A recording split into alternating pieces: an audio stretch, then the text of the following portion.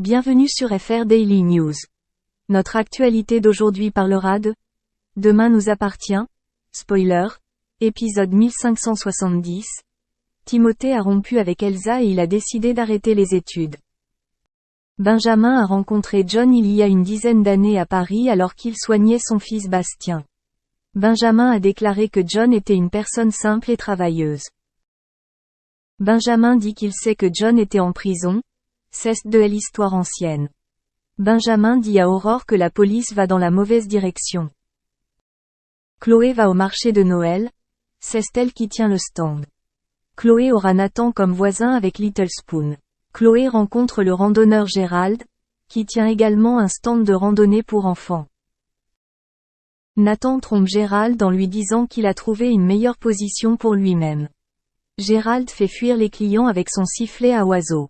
Nathan utilise des astuces extrêmes sur Chloé en utilisant un micro pour ramener les clients dans les stands. Aurore informe Bastien que le client de John a été assassiné. Et aujourd'hui son père est recherché. La nuit du meurtre, Bastien a confirmé que son père était avec lui et qu'il est resté et a dormi à l'hôpital. Benjamin était présent lors de l'interrogatoire. Une fois seul, Bastien demande à Benjamin ce qui se passe. Il ne comprend pas. Benjamin admet que c'est compliqué. Timothée se réveille et dort au manoir. Il dit qu'il a mal au dos. Le matelas est trop dur. Timothée était triste et déçu car il a rompu avec Elsa. Elle en aimait une autre. Timothée ne veut pas retourner aux études. Les études le rendent déprimé.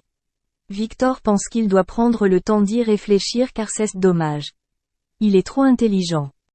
Le staff de Kovac n'a plus eu de nouvelles de lui depuis mercredi. Aurore n'a pas vu John partir. Parce qu'il n'abandonnerait pas son enfant. Violette demande à Étienne et François que Bastien est malade. Il doit être hospitalisé un moment.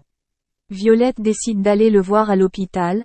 Il lui avoue qu'il est atteint d'une leucémie justement à cause du cancer dont il a des bleus. Elle lui apporta 2 livres qui lui plaisaient.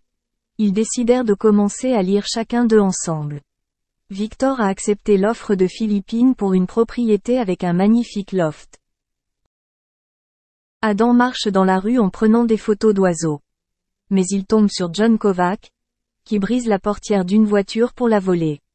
Adam a pris une photo de lui et a appelé directement la police. Timothée rencontre Philippine, la nouvelle compagne de Victor. Elle a déclaré qu'elle cherchait des solutions pour dynamiser le territoire. Timothée dit qu'elle ne peut pas être avec Victor car elle est trop vieille pour lui car Lou et Romy sont plus jeunes.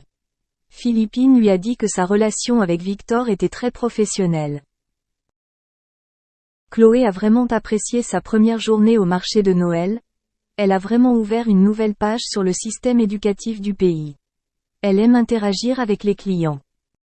À la tombée de la nuit, John Kovac appelle Benjamin Ventura, qui lui dit qu'il ne peut pas se rendre. Il voulait savoir comment allait Bastien après sa première séance de chimiothérapie. John est compatible avec la greffe de Bastien. Mais pour ce faire, il doit s'adresser à la police. Merci d'avoir regardé et à la prochaine vidéo. N'oubliez pas de vous abonner à notre chaîne. En attendant, faites-nous part de vos commentaires dans la section commentaires ci-dessous. Salut à tous, alors on se retrouve aujourd'hui pour parler de l'amour dans le pré, vous le savez. C'est une émission qui me tient particulièrement à cœur, et vous aussi, puisque vous êtes sur cette vidéo. Alors l'histoire de Cécile et Franck a beaucoup ému les téléspectateurs en fin d'année 2021. Rappelez-vous, Franck, civiliculteur et maraîcher de 46 ans, avait confié chez lui ses 2 prétendantes, Anne-Lise et Cécile. Très attaché aux 2 femmes, il avait malheureusement dû laisser partir Cécile en effet. La prétendante lui avait fait part de son souhait d'entretenir une relation, en tout cas au début à distance, pour pouvoir reprendre son travail. Un départ mal vécu par Franck et dont l'attitude a poussé son autre prétendante, souvenez-vous aussi, Anne-Lise, à rentrer chez elle. Et oui, l'homme ne faisait que penser à Cécile. Mais leur histoire ne s'est pas arrêtée là. Lors de l'émission Bilan, les téléspectateurs ont eu la bonne surprise de voir Franck et Cécile arriver ensemble. Un couple reformé pour la plus grande joie de nous tous lors de ce bilan.